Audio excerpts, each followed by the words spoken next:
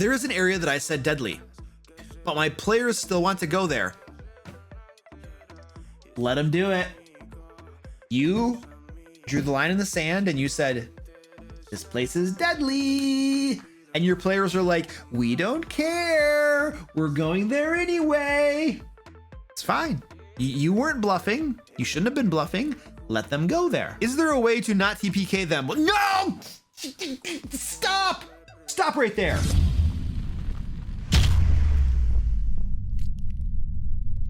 Before we jump in, I want to let you know that I'll be putting on a small gaming convention this October in the Dallas, Texas area. It has been dubbed LairCon 2021, and it'll basically be a bunch of cool folks hanging out, playing RPGs such as D&D and other cool games together. Now, it certainly won't be as massive and awe-inspiring as Gen Con or anything like that, but I will be there and many of my team members will be there as well. So if you want to come say hi and play some games with us, click that beautiful link down in the description to learn more. Stop right there. You're already sabotaging yourself. Your brain is already thinking, oh no, they're calling my bluff. How do I not TPK them? No. If you said it was deadly and they go there, you gotta follow through. It's gotta be rough. It doesn't mean they need a TPK, but it's gotta be rough for them. It needs to be challenging. Like, if you were just bluffing and they go there and it's a cakewalk and you spare their lives and they're just like, they're never going to respect the idea that a place is deadly. They're going to be like, nah, the dungeon master, he said it before and he was just joshing us. It's not a big deal. He says it's deadly, but it really wasn't. And we should have TPK'd, but he spared our lives. So now it's just like, whatever, we'll if it's deadly, who cares? They don't believe you anymore. You just lost the trust, the confidence, the authority. They're just like, whatever, he says one thing, but it's not really deadly. He's gonna spare our lives. So I should finish reading your question though. There is an area that I said that my players still want to go there. Is there a way to not TPK them while still showing that the area is really dangerous? First of all, you should never set out deciding whether you're going to TPK them or not. That is never a decision that you make. Do I TPK them or not? That is something that happens or doesn't happen based upon their actions in combat, based upon dice rolls, based upon like your monster's actions and their dice rolls and stuff. But Dungeon Master shouldn't just sit back and be like, before anything happens at all, well, they're going into a dangerous area. Should I kill them or not? That should never be something that we consider. That's something that should be discovered during the course of gameplay. Who knows what they're going to do or not do that may lead to bad decisions and TPK, or good decisions and getting away with their lives, but just barely.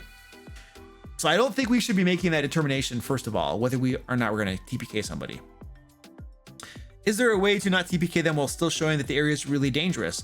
The way to demonstrate the area is dangerous is to design it to be dangerous, and then when they go in there, have it remain being dangerous and just play things out the way you would design them as dangerous and deadly.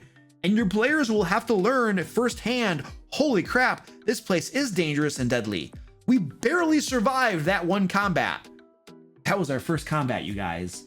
We barely survived and it depleted half of our resources. Do we dare continue, or are we gonna turn around?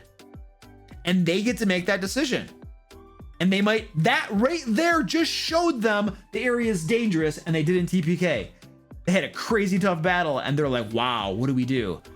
They might be like, well, let's keep going, but let's be more careful and try to avoid combats. Fair. So let's see how that happens. Let's see how they do. Some dice rolls, some decisions and stuff like that. Great. Or they might be like, uncle, turn around and leave. That's fair.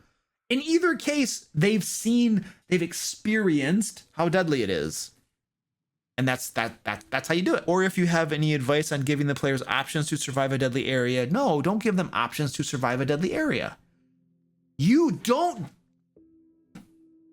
I'm sorry. I'm reacting to a lot of I'm reacting to a lot of assumptions baked into here, and I feel like erroneous thoughts about how to dungeon master. I feel like there's some erroneous thoughts in here. And so I'm reacting to a lot of these and trying to steer you in a different direction as far as like how we approach being a dungeon master and what our mentality should be. So, giving the players options to survive a deadly area. You don't give players options to survive. That's not what a dungeon master does. A dungeon master creates a situation. The players encounter that situation. They figure out how they're going to survive. They use their brains, their noggins to survive somehow. Whether that means doing X, Y, or Z, or running away, or talking, or bribing, or giving a powerful magical item so they can survive and leave. The red dragon is about to burn you all. Like, you're all really hurt. And then the fighters and the wizard are both like, here, take our magic items, spare us. And the red dragon's like, I like magic items. I'll tell you what. I'm going to spare your lives right now. You're going to give me those magic items. And then you're going to go out and you're going to go find me some more magic items. And you're going to bring some more to me. If you don't, I'm going to find you and I'm going to finish the job I started. So you create the situation. You don't have to create options for your players to take to somehow survive. Your players need to create those options themselves. It is not your job to do the thinking for them. You create the situation, your players do the thinking for themselves, and they figure out what they're going to do. And then you as a dungeon master, you're the arbitrator. You're the one that sits there and is like, well, based upon the situation and what they're doing, you know, and the dice rolls and different things, let's see what happens. Let's see what happens. But it's not your job to give them options. It's your player's job to create options. We're not writing a choose your own adventure book. We're not writing a choose your own adventure with options. That's not what we're doing. We're not writing books at all. We're not writing stories at all. We create situations. And when the players interact with them, depending on how they interact with them, we role play things out and we see what happens as a result. It's very dynamic. You know, things don't get decided in advance. They shouldn't get decided in advance.